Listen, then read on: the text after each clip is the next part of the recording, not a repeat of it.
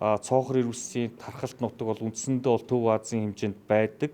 Гэхдээ 100 жилийн дараа бол Алтай саяны бүс нутагт өөрөөр хэлэх юм бол энэ Монгол Алтай хойд хэсэг рүү явах нь төвлөрөх хандлагатай. Өнөөдөр бол төв тэнгэр уулаас хоошоо тэр чигээр өндөр ултай газрууд дээр байгаа шүү дээ. Тэгээ энэ бол дулаар л явах нь хоошоо тэлээд байгаатай холбоотой гэсэн үг. Дараагийнхаа гол шалтгаан нь болохоор ирвэс өөрөө болохоор хүүтэн сэрүүн нөхцөлд амьдардаг амьд. Тэгэнгүүт ирвэсийн гол хоол тэжээл бол амьд нь болохоор Алтай нуруунд болохоор Алтай тарууг байна. За дээрэс нь янгэр, аргал гэдэг. За тэгэхээр эдгээр нь болохоор нөгөө хуурашилтай холбоотойгоор бэлчээр нутгийн хомсдолтой холбоотойгоор явах нь. Нөгөө янгэр болон аргалын тоо толгой, тарганы тоо толгой багасх үсгэд ажиглагдаж эхлэх юм бол эргүүлээд энэ ирвэсний өөрийнх нь явах нь тоо толгой бууруулах хүчин зүйл болно. Тэгэхээр дэлхийн дулаар л бол шууд утгаараа ирвэсэнд нөлөөлөхгүй мөртлөө хоол тэжээлээр нь дамжиж бас нөлөөлдөг юм гэсэн үг байна тийм. Дээрээс нөгөө малтай холбоотой үзэгдлүүд бас их гардаг.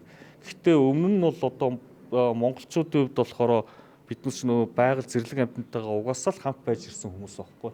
Тэгээ биднээсийн давуу тал байгаа. Малчин хүмүүс бол эргэн тойрныхоо зэрлэг амьтад болон ургамалтай явах нь байн хүндэтгэлтэй ингэж хамгаалах байдлаар харьцдаг. Энэ чинь бол одоо хүртэл амьд тэр хатуу ширүүн нөхцөлд амьдарч ирснээс шалтгаан болж байгаа гэсэн үг шүү дээ. Болно. Ер нь бол ерөөсөө зэрлэг амьтад гэрийн мал руу эсвэл хот сүрэн газар руу орж байгаа шалтгаан бол юу гэхээр тэдний тоо толгой нь олшоод байгаа биш. Тэдний амьдардаг байсан газар нь биднээс өөрсдөө ч амьдраад байгаа байхгүй.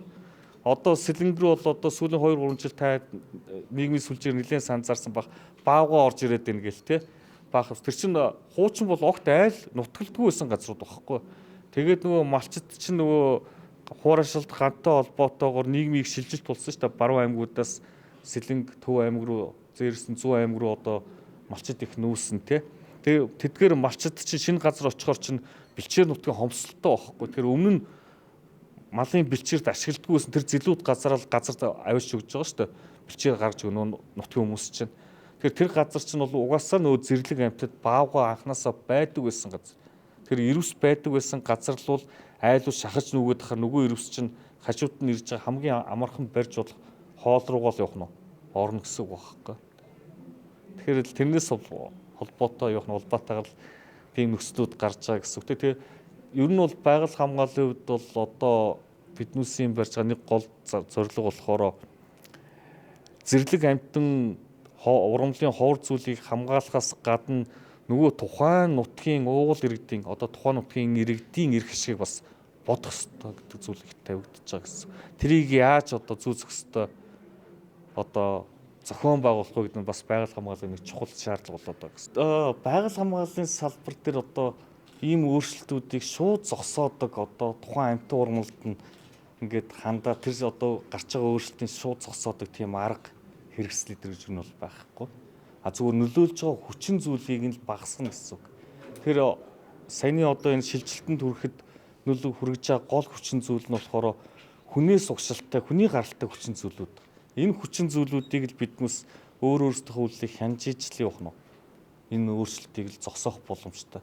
Тэрнээс биш одоо ямар нэгэн байгаль руу шууд аваачаад одоо шинжлэх ухааны арга хэрэгслээр одоо сэрүүхэн бороо орж идэг юм уу юу гэдгийг одоо мод ургамал тарин эсвэл одоо илүү одоо сүйдэрч баримч гэдэг юм уу энэ бол зүгээр зардал нэмээд байгаа гэсэн. Үр дүн нь бол төдийлөн сайн гарахгүй гэсэн.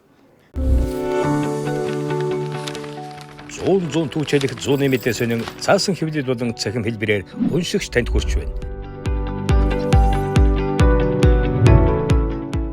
Иргэдээ өмөөч өвчин. Үндэсний өдөр тутмын сонин 100 нэмэтэ.